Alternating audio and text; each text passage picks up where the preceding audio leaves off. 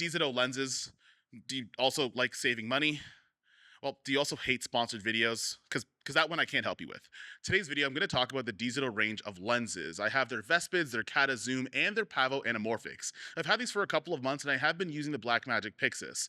This is a video sponsored by DZO, if you haven't noticed, so the only thing I could offer to you is a showcase of what each lens can do, and also when you pair it with something like the Blackmagic Pyxis, which came out a little bit ago.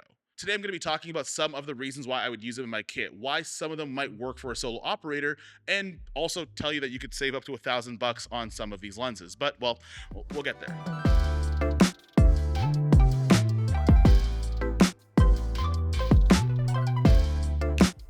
Now, first things first with the DZO Vespid Primes. These are probably the first and the most popular of the range of DZO lenses. Now, I've been using and renting and shooting with DZO Vespid Primes well before working with DZO as a company. I've spent a lot of money actually renting these guys. Actually, it's kind of embarrassing.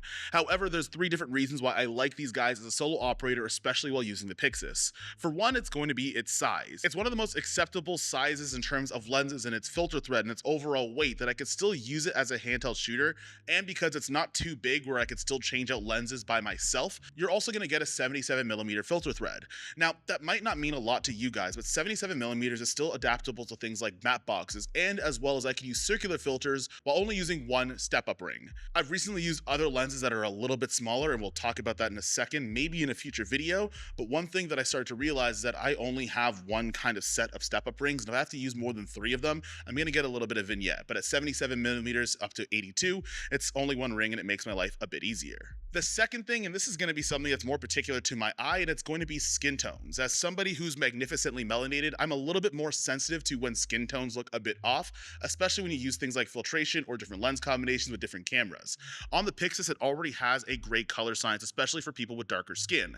And one of the things that people have said about DZO Vespid Primes is that it's a budget way of getting, well, the cook look.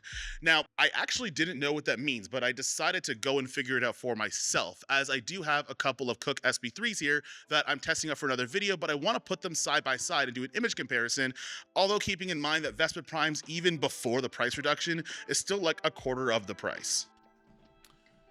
So first off, I'm going to say that the Cook SB3s and the DZO Vespid Primes don't have the same focal length. I also want to point out that maybe one of my cards got corrupted when doing a lot more Vespid and Kata footage, so you're going to have to deal with some of the comparisons and then some anecdotal footage as well.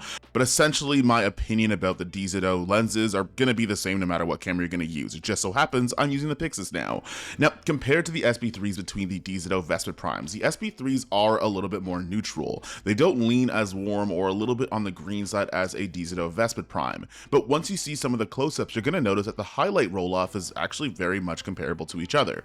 Now, when we punch in at about that 40mm versus the 50mm, obviously you're going to notice a difference in that Cook lens. The roll-off is a little bit different, and also the color temperature and the coloring is going to be different as well. However, once I actually correct for those 2 things and I equate them a little bit, they actually look a lot closer than I would think they would.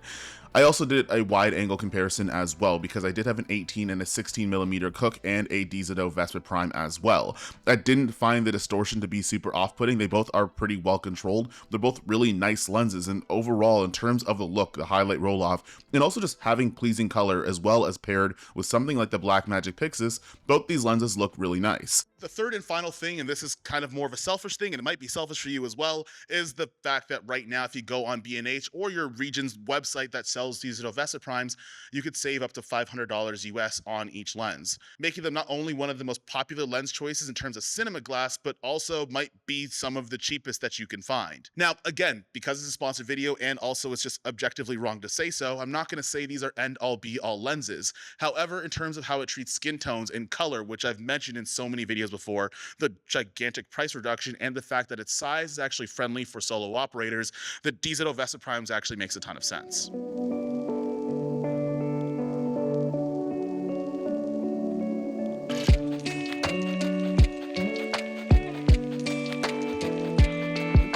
Cadet Aces is going to be essentially what the DZO Vespid Primes are, except if you wanted to have multiple lenses in one lens.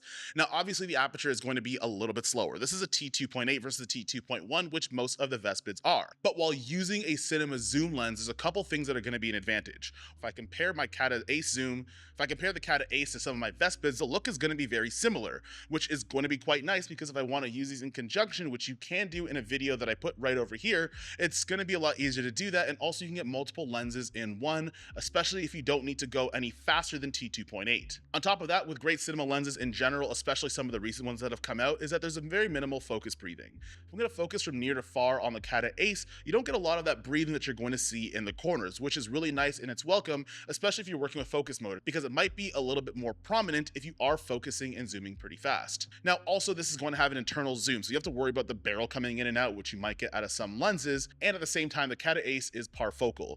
Now, parfocal, we've mentioned this a couple of times in other videos. If I zoom in and out on some other lenses, oftentimes you might lose focus, especially if you're working with cheaper zoom lenses. On the Cadet Ace, it's pretty parfocal, so if I am going to zoom all the way out to 35 millimeters and come back to 80, my subject is still going to be in focus. This is going to be incredibly important for a lot of professionals, so that way they don't have to adjust their focus every time they change their zoom range. But in essence, having one of these guys is like having 4 Vespid Primes, but also at the price of only 2 of them, as this one has the biggest discount. Right now, it's about $19.99, where the original price was like $3,300. So this cinema zoom lens is actually gonna be cheaper than some of the other lenses that you might see come out this week.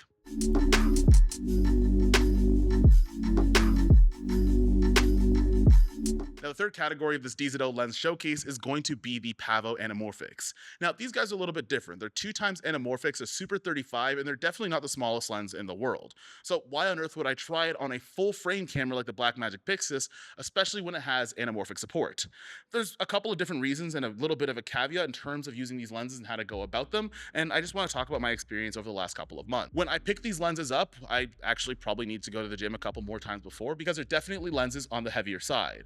Now, the Pyxis has the ability to actually go into a Super 35 and still maintain a 4K image, and it's a 4K downsample from 6K, so you're still going to get something that's pretty sharp. Now, in terms of using a Super 35 2x anamorphic, in my opinion and in my experience using this over the last couple of months, is I find it to be more of a safe, I guess, anamorphic choice. Now, if you are using 2x anamorphics in a full frame environment, sometimes you're going to get a lot of crazy bokeh in the background, which is a characteristic that a lot of people like and it might be interesting. However, if you want something that's a little bit cleaner or a little bit what I would call safer, using something like the Pavo anamorphics might be something that's a little bit more to your taste. Now, in terms of the full frame versus Super 35 debate, if you're someone that's using a Super 35 high quality camera, kind of doesn't necessarily make a difference whether you're using full frame or the Super 35 Pavos. If you're someone that might have rented the Arri Alexa 35, because I don't know anybody that could afford an Arri Alexa 35 to own, this might be a lens choice that you might use in terms of an anamorphic option without spending some of the money that you had to do a couple of years ago when these lenses released. If you're someone using the Red Komodo, the Red Komodo X, or a camera like the Red Raptor in Super 35 mode, this also wouldn't necessarily change a whole lot for you because, well, the lenses fit the sensor size you're going to be using. Now, because you are cropping in on the sensor, I'm guessing that maybe some of those crazy anamorphic characteristics that you might get on the edges aren't as prominent because you're windowed in with inside the frame. And if you're someone that wants a more safer option, something that's a little bit cleaner but still has an anamorphic characteristic, the Pavo anamorphics might be something that you want to look into. Now, I'm going to say, even with that price reduction with over $1,000, it's not necessarily a lens that's going to be made for everybody. Actually, one thing I'd recommend is that if you're someone with a rental operation or a rental house, the build quality from this lens, the sturdiness of this lens, and as well as it's a cheaper 2x anamorphic than some other anamorphics and might be more expensive than some others, this might be something where you might rent at your local camera rental instead of necessarily having to spend $20,000 in order to own them yourself. But if you have the money to spend to go and buy a set for yourself, or you do a couple more DZO videos, you might be able to afford these guys. But I can't, and I don't know if you can. So in terms of myself for the Pavo anamorphics, these would be something that I would rent all the time, especially for that build quality. And if I didn't necessarily mind having Super 35 lenses, as Super 35 cameras are really good right now. That being said, I want to show as much footage as I possibly can. There's a lot of information, especially my own videos, that give you some of the tech specs of the DZO range of lenses between the Vespids all the way down to the Pavo Anamorphics, or all the way up. What I want to do is share my experience with using it with the Pyxis. And my overall opinion is if you are looking for a lens with a little bit of a characteristic, a little bit of a look, and you want to put it on your brand new Blackmagic camera, it's a great option to look at. Or at the very least, it's a great option to actually go to your local rental shop, try it out for yourself, and see if you want to pick them up.